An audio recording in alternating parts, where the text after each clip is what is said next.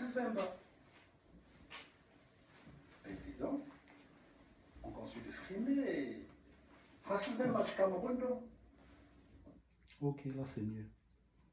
Je suis peut-être habillé comme Francis Vemba le jour de son mariage avec Coco Emilia, mais je ne suis pas de ceux-là qui trompent et baignent les femmes.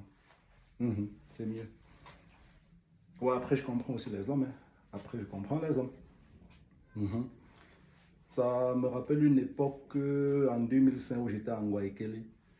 Et j'ai un pote, on se disait qu'il avait les herbes pour draguer les filles. Le mec avait une réussite chez les filles comme pas possible. Personne ne peut imaginer, en fait. Et je me rappelle, on avait une fille qui vivait à Bonas, pour ceux qui connaissent l'université Yaoundé 1. Quand je suis entré dans sa chambre, la meuf, elle avait le frigo. À l'époque, on avait les plaques à gaz, mais la meuf avait une cuisinière. Elle avait la clim. Elle avait la clim, je dis bien. Elle avait tout le confort et tout chez elle. Et lorsque tu creusais un peu au fond, tu te rendais compte que la meuf avait un mec, un pauvre mec, j'appelle ainsi, qui vivait aux États-Unis à l'époque et qui ravitait la meuf comme pas possible. Ça veut dire comme pas possible. Et j'avais mon pote, un petit pompier au quartier. Lorsqu'on était couché dans le lit, il se reconnaît ce pote. Et dès que le téléphone sonne, on voit ce numéro, la meuf, elle dit, j'ai cuisiné le coquille. Cuisiner le coquille à Bonas, pour ceux qui ont fait le Bonas, ils peuvent savoir. Parce qu'à défaut de manger le riz piment, juste avec du piment sans condiment, on mange le tapioca avec du sel. Donc pas de sucre parce qu'il n'y en a pas. Donc la meuf, elle cuisinait le coquille avec de la patate douce, avec tout ce qui va avec. Et elle, le pote dit, lève-toi, on va.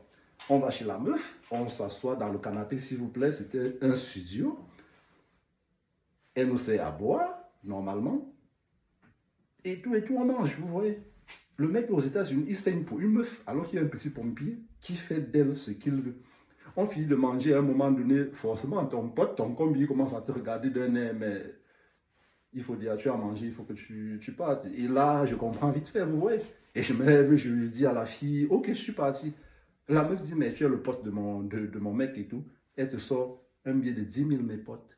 10 000 francs. Elle te donne que va. Et ça, c'est tous les jours qu'on va chez elle. Hein. Ah non, je comprends. Je comprends.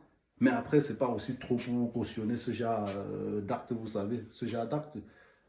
On va bondir pour parler des mecs qui sont ici en France et qui ont une meuf ici en France et ont une autre meuf au pays.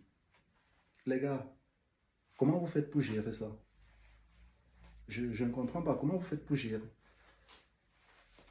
Parce que lorsque tu vois des filles, que des mecs ici ont détruit la vie, je vais dire détruire vraiment la vie, tu ne sais pas comment elles feront pour se reconstruire. Oui, j'interpelle tous les mecs qui sont ici et irresponsables, parce que soi-disant, une fille m'a vacciné à l'époque, je vais vacciner toutes les autres. Non, les gars, non. Non. Moi, je dis non. Je me désolidarise de ça. Je connais un mec qui vit ici, qui a leurré une fille au pays. Leurré une fille au pays, la meuf a mis sa vie en parenthèse, elle a hypothéqué sa vie. À chaque fois qu'il partait au pays, il bombardait un enfant à la meuf. La meuf aujourd'hui a 4 enfants de ce mec, parmi lesquels malheureusement un malade et toute une maladie grave, que je ne vais pas citer ici. Le mec a leurré, il a berné sa belle famille, la fille de la meuf a pris des crédits partout, pour donner au mec. Le mec, quand il n'avait rien ici, il se cachait partout pour chercher le réseau pour appeler la fille au pays. Mais dès qu'il a eu un semblant de belle vie, qu'est-ce qu'il a fait? Il a largué la meuf. Je vous dis largué la meuf comme pas possible. Donc c'est-à-dire la meuf qui a souffert pour lui, qui souffre pour un de leurs enfants qui est malade, parmi les 4 que j'ai dit. Il a largué comme rien du tout. Et comme nos sœurs ici, c'est elles-mêmes qui causent le tort de leurs sœurs au pays. C'est une Camerounaise qui a récupéré le mec ici, sachant personnellement qu'il a une famille au pays. Oui. Le comble dans tout cela, c'est que quoi? Quand le mec veut quitter d'ici, à l'époque, quand il n'avait pas encore annoncé à la fille au pays qu'il est déjà en couple ici, depuis bien longtemps, c'est la meuf d'ici qui faisait la valise de la meuf au pays, les gars. Ah oui, le cynisme de ça. Ah ben quand j'arrivais, elle me servait ma bière, je buvais. Qu'est-ce que vous croyez? Moi, je ne veux pas boire. Je prends, je bois aussi. Mais je la gratte, je dis quand même que, mais tata, quand même, non, l'affaire là, il dit calme-toi, buvons-nous à une Guinness. Tu bois aussi. Mais je vous dis, les gars, c'est une histoire vraie. C'est la meuf qui faisait la valise pour que le mec aille au pays avec. Oui. Aujourd'hui, le mec, il injurie la femme qui porte, en fait, qui a ses 4 enfants. Il est devenu un irresponsable. Ça veut dire qu'il ne prend pas soin de ses enfants au pays, puis de celui qui est malade. Aujourd'hui, la meuf, elle est larguée. Elle n'a pas de vie. L'âge est dépassé. Elle a hypothéqué sa vie pour un mec qui est ici et qui ne. Oui, ça c'est une leçon aux meufs qui sont au pays.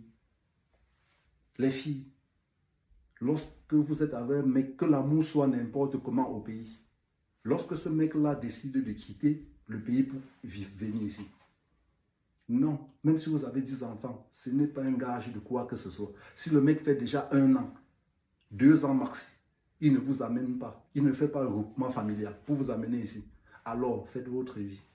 Oui, faites votre vie, je vous le dis, faites votre vie. Faites votre vie, parce que vous n'aurez que vos yeux pour pleurer. Je veux bien qu'une fille que le mec a amenée en Europe après 4 ans, il vienne me dire en commentaire. Faites votre vie au pays. Et à ces mecs-là, le karma existe. Vous ne pouvez pas briser la vie d'une fille comme ça et vous pensez que tout va être rose devant vous. Non, je suis désolé. C'est pareil que pour cette fille-là ici qui plombe la vie de leurs soeurs qui sont au pays. Ça veut dire que vous savez pertinemment qu'un mec ici est en couple avec une meuf au pays, mais vous ne vous privez pas de le prendre. Vous êtes si perdu que ça. Il n'y a pas autant de mecs ici. Vous ne pouvez pas vous débrouiller vous-même. C'est quoi le projet? Le projet, c'est lequel? Le projet, c'est lequel? Le projet, c'est lequel? Et aux mecs d'ici, apprenez à respecter les femmes. Oui, apprenez à respecter les femmes. Si vous pensez, si vous jugez que non, en fait, ce n'est plus possible de construire votre relation à distance, dites-le clairement comme un homme qui a les couilles. Portez vos couilles et vous dites à la meuf au pays, voilà, non, je ne peux plus. La meuf aura mal au début, mais au moins, elle va comprendre que non, le mec a été au moins fidèle, il a été gentil, il m'a dit clairement ce qu'il pense. Et vous allez gagner les points. Que de laisser leurrer la fille et elle apprend plutôt par personne interposée que vous êtes déjà en couple. Non, non, non, ça ne se fait pas. Donc je comprends les meufs qui sont au pays, elles veulent à tout prix se venger des mecs parce qu'elles globalisent tous les mecs qui sont à la diaspora, qui sont comme ça. Non, les gars, arrêtez à un moment donné. Arrêtez à un moment donné. C'est fini ça. C'est fini ça. Donc ces mecs-là, sachez que le karma existe et ça va finir par vous rattraper. Merci.